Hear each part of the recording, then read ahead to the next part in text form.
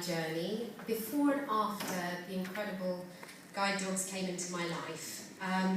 So thank you for the introduction, Paul. As you've heard, I'm a busy girl. I do quite a few things. But to start my story, I was born with perfect eyesight. I now have lost 90% of my vision. But I was born with perfect eyesight. So at the age of 3, I fell in love with horses. And for me, horses, I was rubbish at ballet, at baby gym, everything else that a little girl should be good at, I was really pants at. So I was whisked up to the stables by my mother and thrown onto a horse. And my love of horses started then. And I was determined to be the best show jumper, I'm obviously not, in the world at that point. So I started riding, and at that point my eyesight had not started to degenerate. But then I was very sick when I was 5. I had encephalitis and meningitis. And from then on in, from the age of 8, my eyesight started to deteriorate. And they weren't sure if it was a cause of this disease that I'd had, this illness I'd had. Anyway, so at that point, I was told that I was going to go blind by Moorfields. And I think as a child, you have no concept of what blindness is. You know, it's just a thing, isn't it? It's just something you don't really... I didn't know anyone who was blind, I didn't know what it meant. I just thought it was dark, like all children.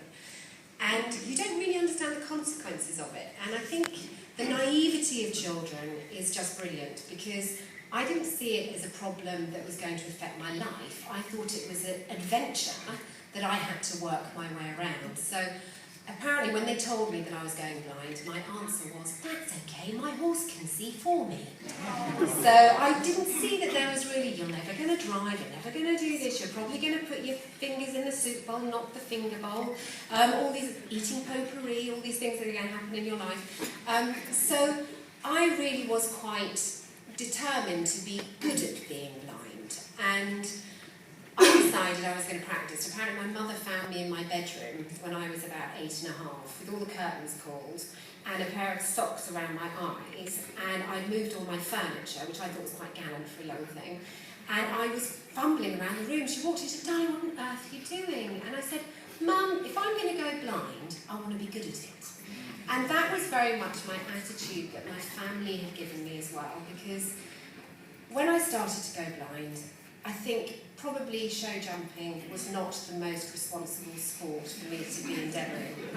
And my parents, and this is something which I think has given me such a blueprint for my life, my parents were very, very supportive, and their attitude was, we're not the ones going blind, we've never gone blind, this is your experience, you have to find your own limitations. So, although family and friends of other people were saying, you know, Fran, Gray, my parents, you know, I really think this is a bit treacherous for her. My mum and dad were like, she needs to find this out for herself, and this is something which she needs to work out for herself. So they were very, very supportive. They never told me you can't. They said, try. If it doesn't work, we'll find something else. So I was very fortunate in that respect. But Moorfields, bless them, they gave me, at the age of 10, I started when I was getting very bad at this point, and they started giving me all these gizmos and gadgets to take to school with me. I was in a regular school at this point. So I had magnifiers, I had binoculars to see the blackboard, I had things that enlarged things and on computer screens, and literally I was like, oh, this is interesting. And my mum was a little bit nervous that perhaps the children at school might be she's a bit odd, why she's suddenly got all this equipment. I, on the other hand, enterprise, I thought unique is chic. I'm going to rent out my gizmos and gadgets and make lots of money. So I used to rent my binoculars to the boys who could watch the girls in the changing room. You know, I made an absolute packet. I mean, I was buying Monster Munch for many a year after that. So I was very much, very happy in myself. And going blind, yes, of course, there is incredibly difficult things that happen. And adjusting, but I was very lucky that my eyesight deteriorated step by step, so I was able to adjust my step to each deterioration of my eyesight, which I think it must be very difficult to suddenly lose your eyesight. So I carried on anyway regardless. I was sent away to a school in Coventry, sent away to a school for the blind and physically handicapped at 15, which was an awful shock to me. because I honestly thought, I'm the only disabled person I know, and this word disability had never really entered into my life, and suddenly I was going to school for the disabled. So I walked into the school sort of thinking I was going to the strangest Outer Hebrides of weirdness, and actually the school that I went to was the most incredibly eye-opening school. And the people I met, the most inspiring people, we all had different disabilities. We all missed something physically, but together we made a whole. And for me, it made me realise about teamwork. I mean, sports day was hysterical. I mean, it was literally, I mean, talk about untrained puppies. We were like guide dog puppies on the first day. We were like, whoa, falling over. I mean, we were a disaster. I mean, egg and spoon race, the eggs were stuck to the spoon. I mean, no one would ever finish the race. I mean, it was a three-legged race, someone carrying an amputee, sort of a prosthetic limb. Yeah. I mean, it was hysterical. And I was made sports captain. I was in the first week. I'm like, gosh, I must be very athletic. No, I could just move. But it was a brilliant school. It was a school that taught me about not prejudging and about really working together, and I think this applies to people with abilities and disabilities and across the board as human beings. You know, if we can pitch in and pick up on other people's weaknesses and put our strengths in to support them, which is where guide dogs are amazing, you enable each other as opposed to disable. And so I was very fortunate, but the thing that the school did teach me was that I was a very competitive young lady, and although I knew at this point, having hurtled through most of the riding jumps that I was attempting to still show jump, I realised that I was not going to be able to do this sport anymore on a horse as a show jumper. But I didn't want to spend my life just hacking out, going around the countryside on a lead rope. I wanted to find a sport that I could actually achieve and excel in, and I discovered dressage, which I thought was for old ladies with expensive horses, and those who've lost their nerve. I had no idea that it was basically ballet with your horse. It is the most extraordinary sport.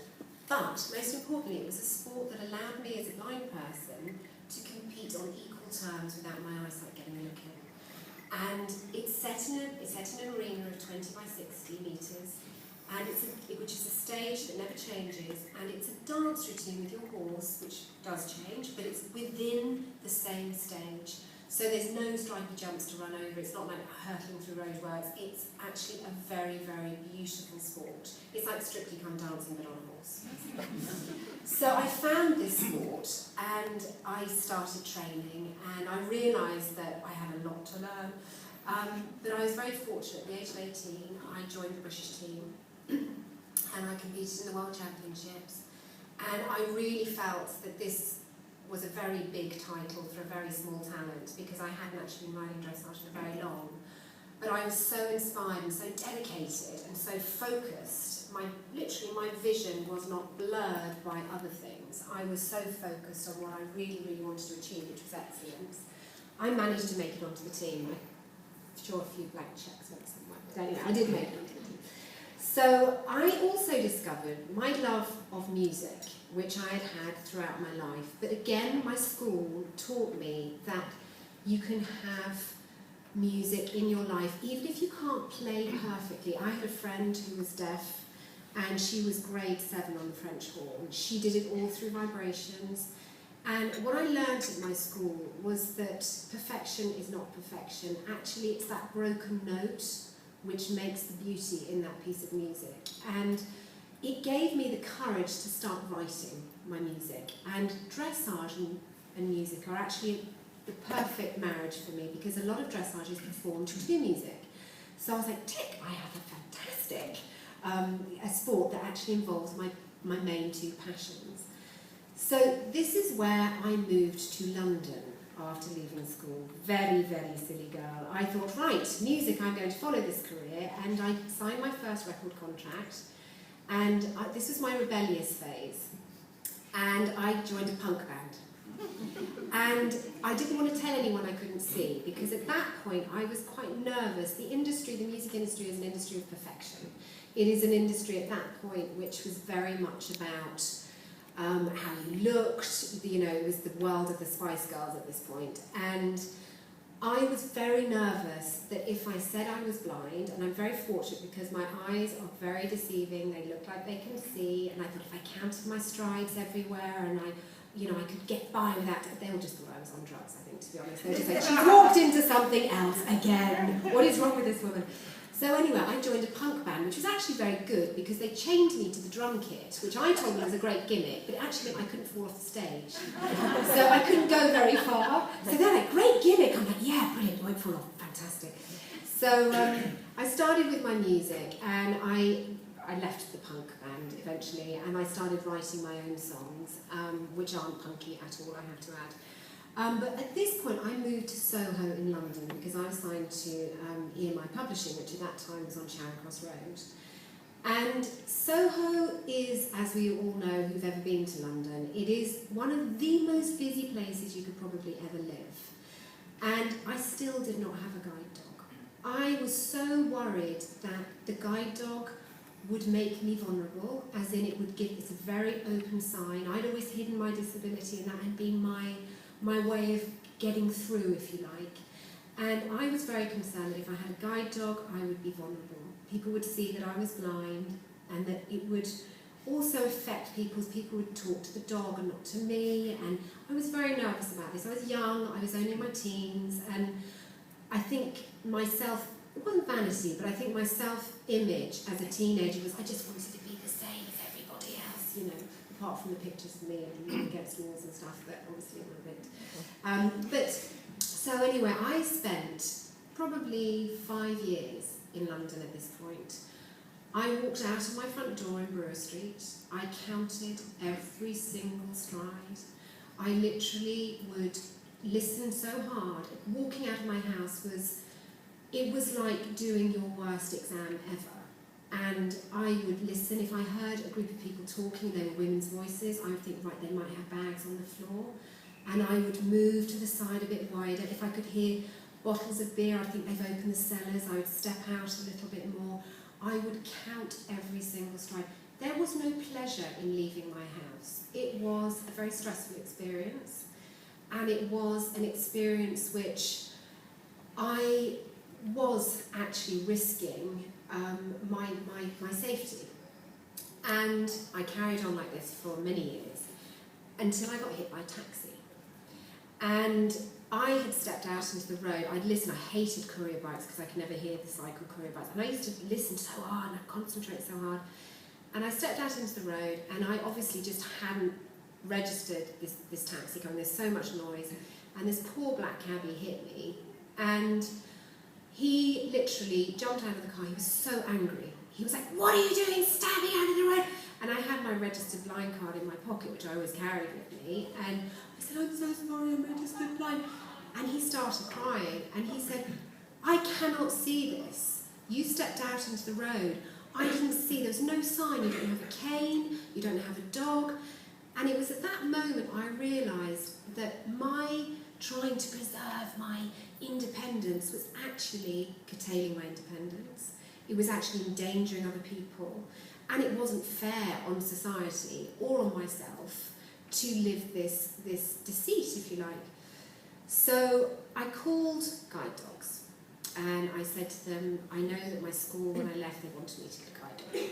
I was very nervous, and I said, I live by myself, I travel a lot around the world on my own. I would love to have, if it was possible, just a big dog that looks mean. Anything will do. So, I don't know if we have a picture of Kay. Yes. So, this was my darling girl that led me out of the dark. She was 64 kilos. She was, the BBC said she was the biggest guide dog ever trained. She travelled all over the world with me. She had to have 3 seats on a plane because she literally, her paws, it was like Aslan has landed. I mean, her paws would sit out into the aisle.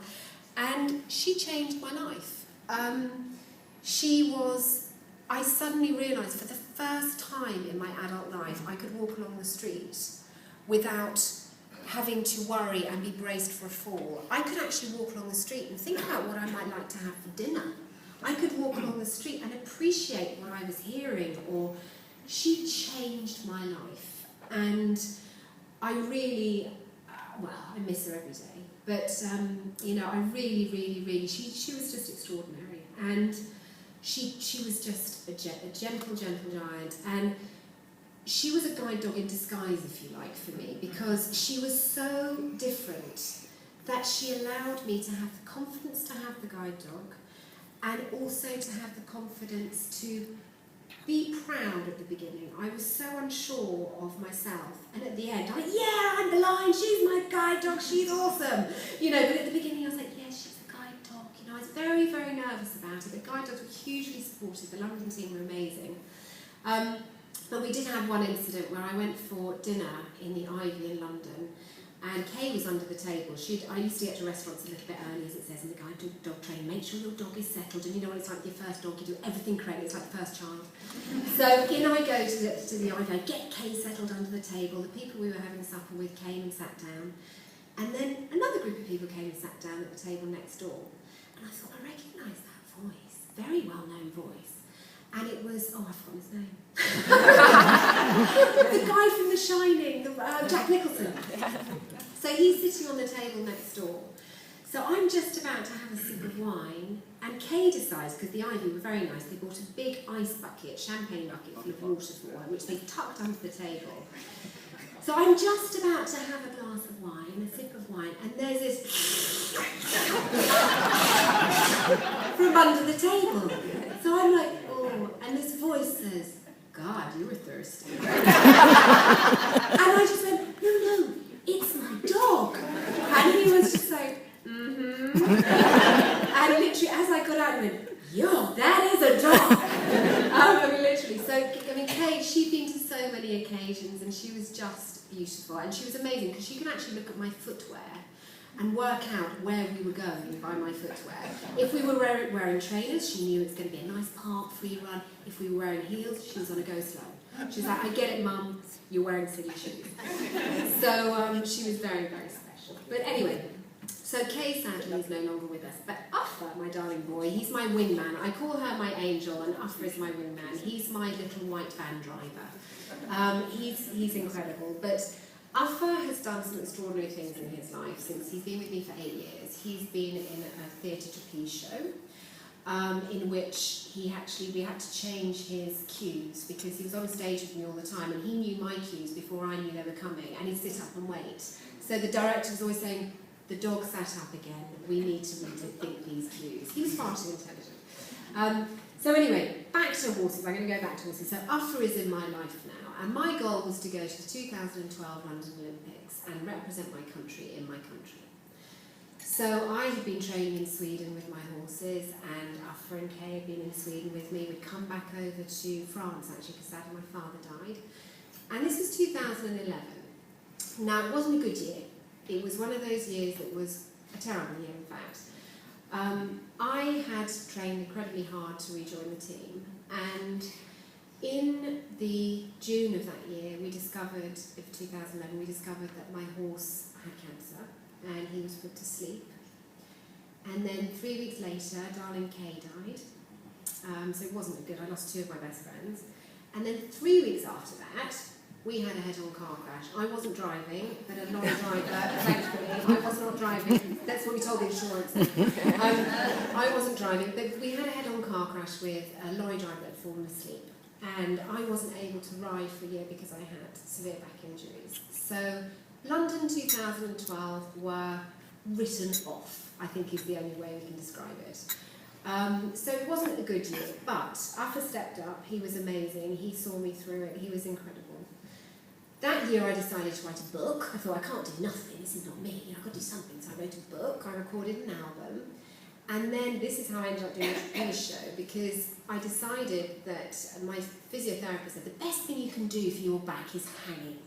And I was like, ooh, that sounds interesting. What could be fun about hanging? So at the end of the 12 months, I'd actually been approached by a theatre director in France who said, could we borrow some of your music for the theatre show? And I said, sure. We started chatting. He said, can you write a theatre show with me? I would love to have a theatre show about your perception of love as a blind person. And that's where trapeze came in, because love is all about faith and trust and holding on. And I said, the only way I'll do it is if I get to go on the trapeze. So off I went on the trapeze. Anyway, so the year passed. It was hard to watch or to listen to the London Games from my sofa, you know, going, I want to be there. And I was very proud. We did brilliantly well. But we moved forward in life, and I was allowed to ride again. So the search began for Mr. Right, the next horse. So we discovered this, it's like speed dating without the champagne, I have to say. It's like, next! It's like, there's just a bale of hay. I'm like, no, next! And I also needed to find a horse that would be good friends with Uffa, because, you know, Uffa is with me wherever I go. Uffa guides me when I'm leading the horse. It was very important. So we travelled around and we met all sorts of really wonderful horses, most of which weren't so keen on dogs, which was like, nope, that's not going to work.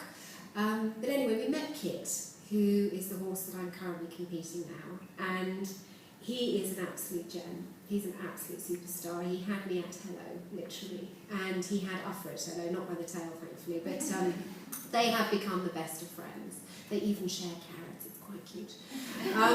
So basically, I then carried on riding with the aim of going to 2016, this year, to Rio.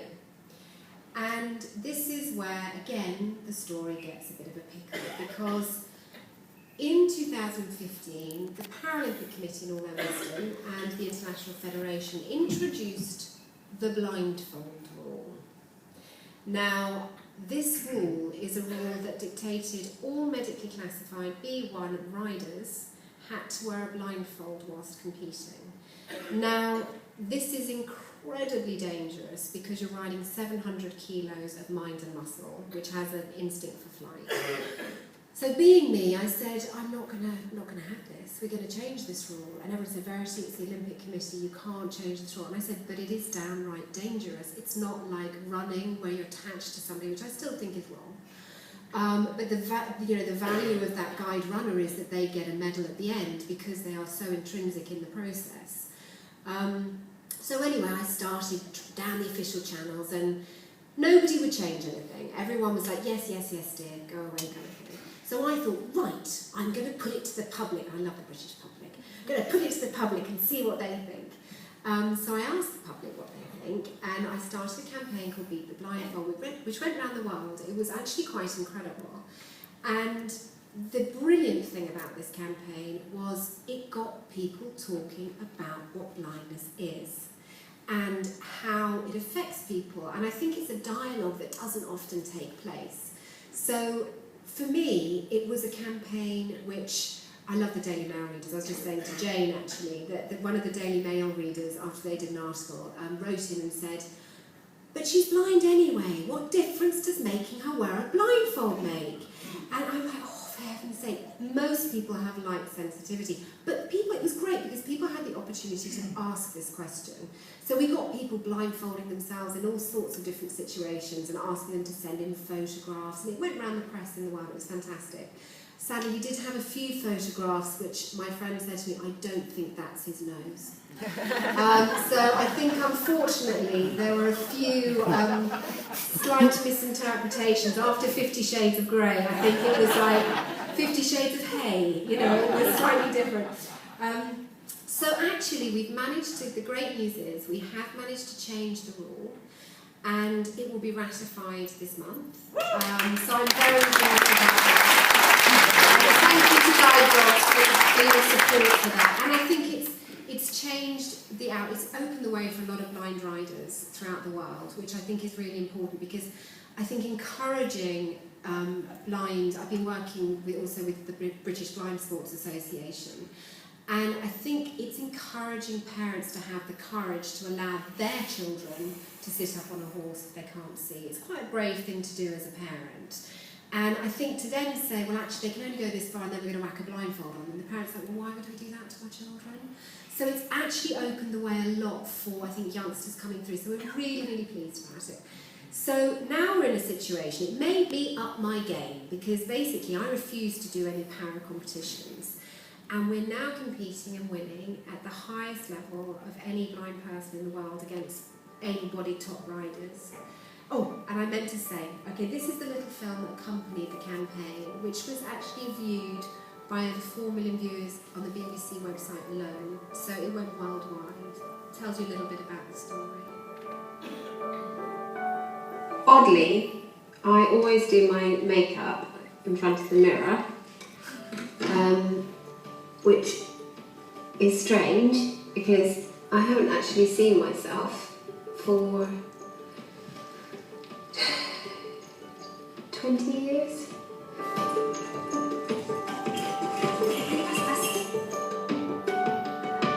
Verity has always wanted to be the best she can be, and she never sees her blindness as a disadvantage. Is that mascara? Is it black? Yeah. When you're blind, you've got to accept that sometimes you're just not cool. I've bumped into a traffic cone before and apologised to the child because I thought it was a child. You know, so I'm cool. Horses have always been my sanctuary. They're the one thing in my life that takes me out of being blind. I'm now competing at the highest level of any blind person in England and winning, which is great. Verity will be very sad if she's not allowed to try to qualify for the Olympics, but she won't give up the fight. Dear Verity, space. Please note that athletes with functional profile 3/6 totally blind riding the grade the third must wear a PE approved blindfold, blacked out glasses or goggles while competing. Space.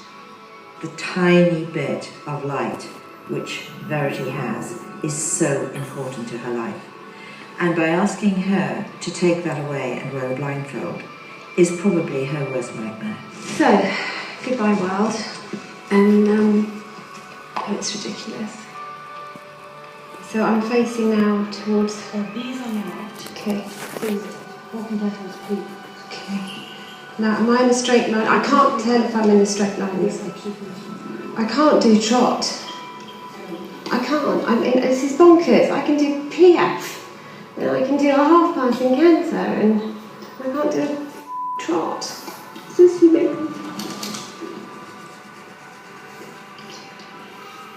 Sorry, no, it's not him. Anyway. Makes me feel very small. Normally when I'm on a horse, I don't really cry. When I have a blindfold on, I don't think about winning, I think about surviving. She's such a talented rider. When she puts the blindfold on, she goes from this athlete to a total beginner. I went through a period when I felt like I was losing her. I didn't know where she was going. I felt, is that me disappearing? You know, with my blindness, am I dissolving away?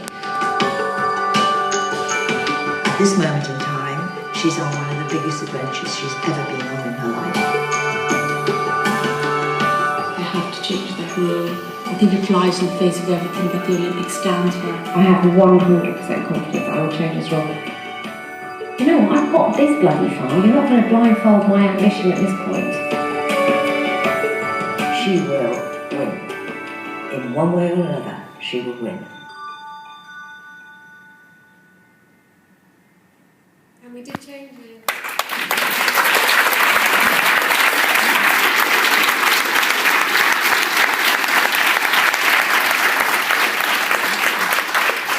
And I have to say, winning that